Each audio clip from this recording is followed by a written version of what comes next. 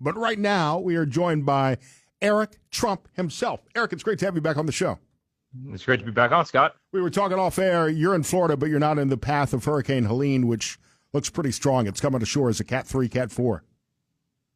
Yeah, it was pretty crazy. We got some pretty wild rain this morning, but we're not directly in the path, and it's a little bit farther north and west coast, but they're certainly gonna get wet up there, and obviously thinking about everybody up there and in the path of this thing, but yeah, fortunately we narrowly missed it. Yeah, it's going to cause some weather problems throughout the Southeast. I am hoping, as an Alabama Crimson Tide fan, I'm hoping it doesn't affect Tuscaloosa in the Alabama-Georgia game Saturday. Are you going with your dad to that game? He's going. I'm not. I'm traveling for a couple other things, but no, it's going to be it should be a wild game, right? They always are, and I'm sure every time he walks into one of those stadiums, they go absolutely crazy. So it's going to be fun to watch him there. But I agree. I hope it doesn't affect the game. He could lose an entire state if he accidentally barks like a dog or said "Roll Tide." Just that would flip an entire state one way or another. It would definitely flip a state. Yep, it's a very dangerous game to play. You gotta be careful with the big football rivalries, especially when it comes to Georgia and some of the others, right? So I agree with you 100%. Believe me, there's going to be no statements of the sort that will be made. Between you and me, he's a Bama guy, right? I'm not even touching it. I'm not even touching it, Justin. Yeah. What teams do you guys follow? I mean, do you have favorite teams off the record? Of course, it's just you and me talking. My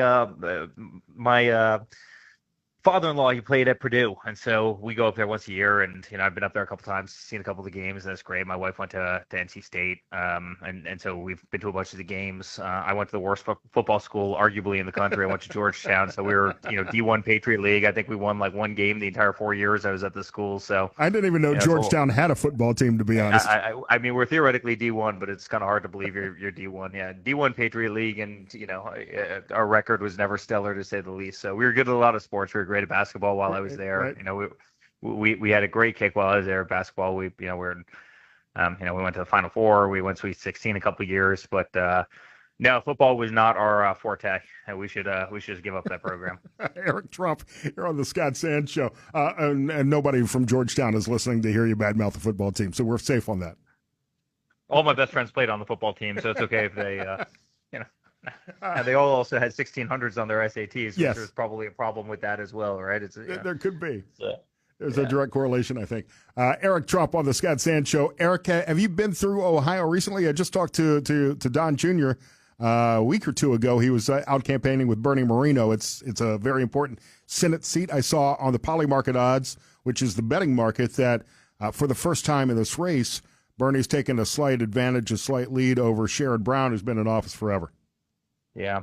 Don was just there, and I've been just about every state, and I've been watching those odds as well, and it is an incredibly important, Senate seat, and obviously it's an incredibly important election. I mean, our country's going to hell right now. You're seeing that every single day, and it's wild. I mean, and never before could I have believed that somebody could have, done this kind of damage, or two people could have done this kind of damage to the United States in a 4-year period of time, but costs are out of control. The drug pandemic in this country. I mean, 320,000 kids who have died of fentanyl alone. The border problems. Over 20 million people coming through the southern border.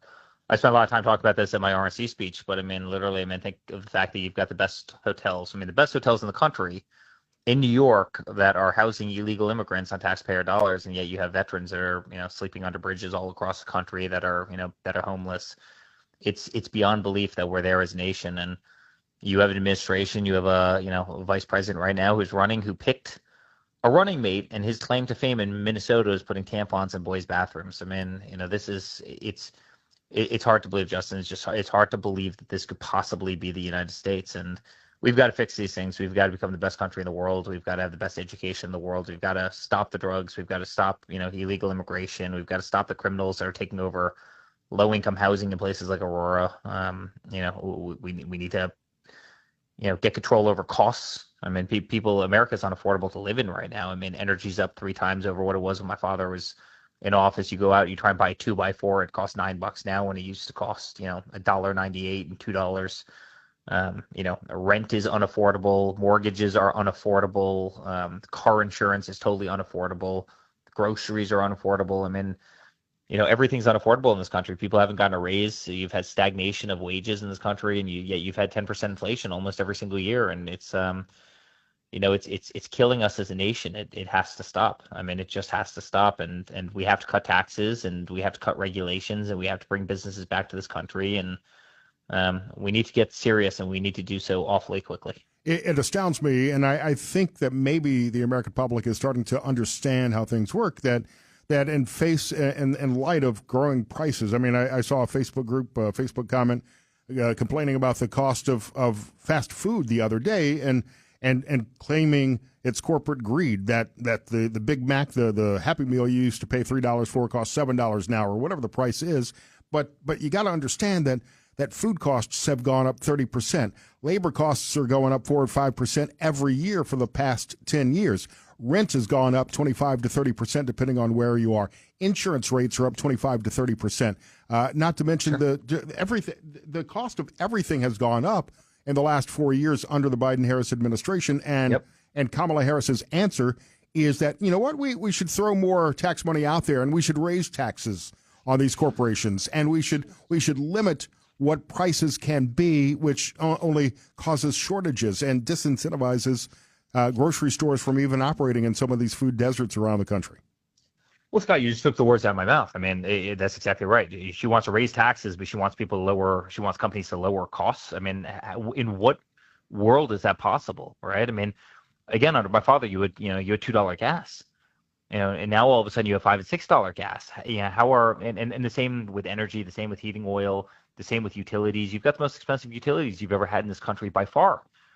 You've got the highest mortgage rates. Instead of paying 2.5% on debt, you're paying 7-8% on debt. Go try and refinance your house right now. There's zero chance. I mean, you see it. Go try and rent an apartment right now. I mean, rents have literally doubled in this country. It's crazy. But if you're going to have high interest rates in this country, if you're going to have high utility prices in this country, if you're going to have high gas prices, everything else, if you're going to have rampant inflation, you think going after companies for quote unquote, she calls it gauging, by the way, because she doesn't know how to say gouging, or she doesn't know what the hell gouging is. But, you want to charge people, you want to charge people taxes on unrealized gains, yet you think you can bring down costs. I mean, it's laughable. It's, but the problem, these people have never actually signed the front of a check. They've never worked in the private industry. They've never had a job outside the government. I mean, look at Joe Biden. Man, Joe Biden's been in government for 56 years. I'm a 40-year-old guy. I've got gray in my beard. I've got 2 kids.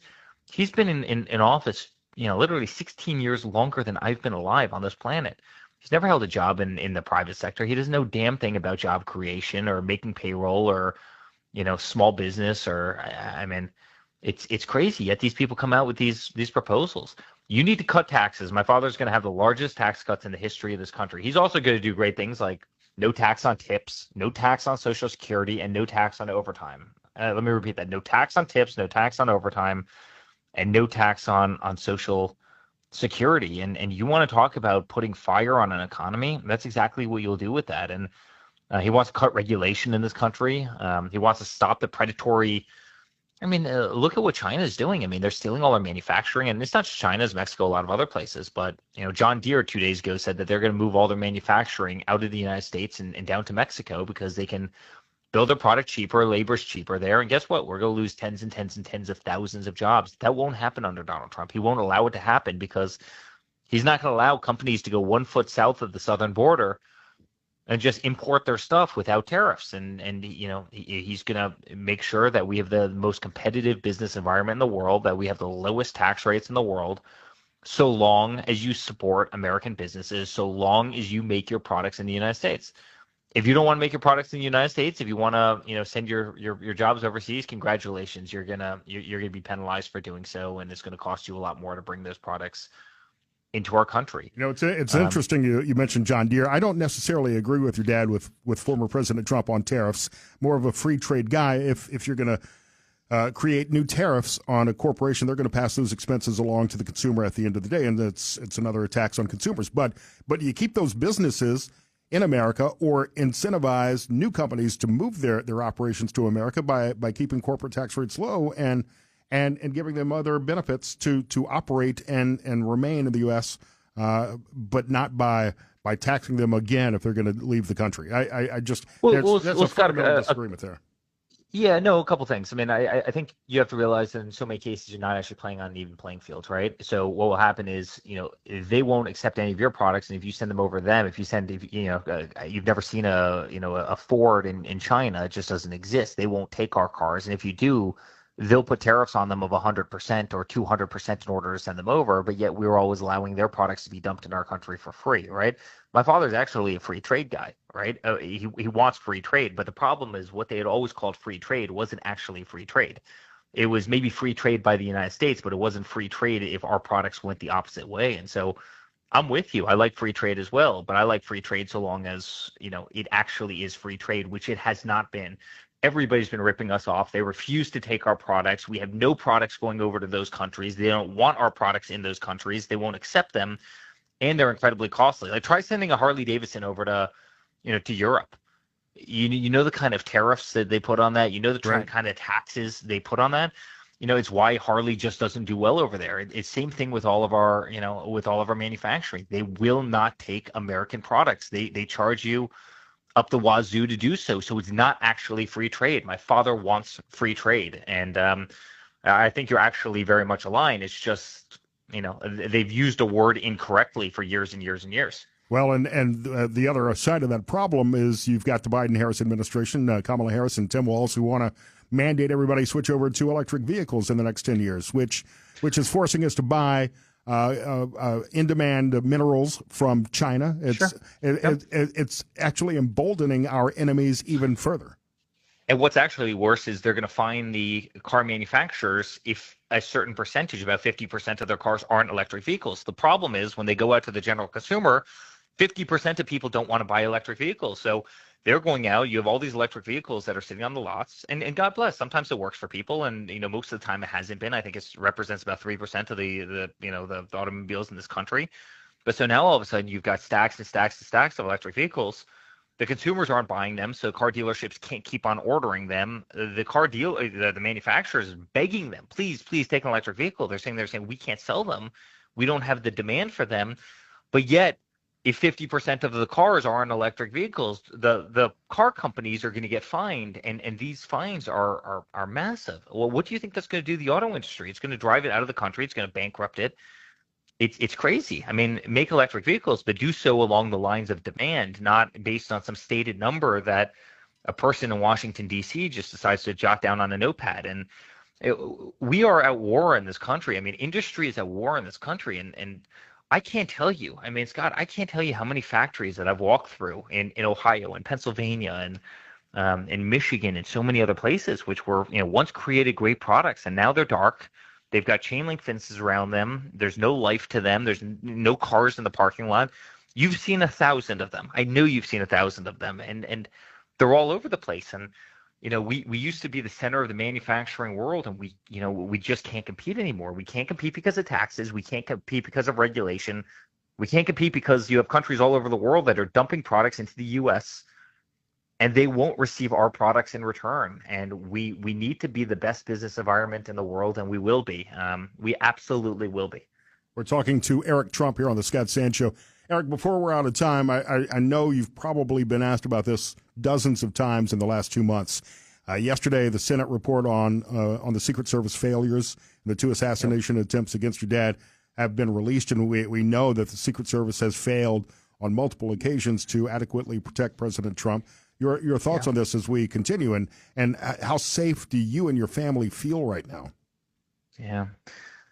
Scott, they're trying to kill him, and that pains me to say as a son, right? That's a tough thing to say, and it's a very direct thing to say, but they're trying to kill him. There's no question about it. They've tried twice in the last 5 weeks. And then we're actively tracking a bunch of threats, right? And a lot of them are state actors from around the world, especially Iran. My father put out a tweet about it, 2 days ago. But especially Iran, who wants nuclear weapons. They know my father effectively bankrupted them, right, based on his oil policy, and they certainly don't want him to be commander in chief of the United States, but they're trying to get him. And I love the Secret Service. I know some of the people. One of the women on that stage in the famous Butler picture, she was with me for 3 years. No better person on Earth, incredibly brave. They all would have died for him. They would have taken a bullet for him. There's no question about that. One of the first agents on stage covering your dad, covering President Trump, is a graduate of Sylvania Northview right here in the Toledo area. We're not releasing names, but another hero from this area who was there and threw his body in front of the president. Absolutely. But I think if the people who are probably most mad about the whole situation are those people on stage. I mean, first of all, they could have been killed. Second of all, they saw what happened. And there was breakdown. There's no question about it. There was breakdown at the perimeter. There was a serious lapse of judgment. And that's not the agents. They showed up 5 minutes before with him, before he got up on. I mean, that's, whoever did the perimeter. There was a serious breakdown of communication and tactics and everything else. And we almost lost the former president and very likely the future. And then you obviously saw what happened, a week ago on that golf course. And, they're trying to get him. But I will tell you, I've been traveling with him a lot this week. And, it seems like they've upped their game substantially, and I've never seen a better presence. And it was really nice, Scott, to see that Congress unanimously, and this very rarely happens with Congress, but unanimously obviously approved additional Secret Service assets for him. Given the threats that surround him and frankly our entire family. And we can't have American leaders, ex-presidents, very likely future presidents getting shot at or killed. I mean, we would look like a banana republic. We would look like a third world country. It cannot happen under any circumstance. And we got to make sure that democracy is alive and well. And, at the end of the day, they have to protect two people. And, they better do it properly. Eric Trump on the Scott Sand Show. Tell your dad we're cheering for him. He's welcome to call in anytime. So are you. Give our love to Laura as well. I'm one of her favorites. So tell I know her that. I said hi. I absolutely will, Scott. It's great to be back on, my friend. We'll talk Tell to you everybody soon. we say hi. Will do.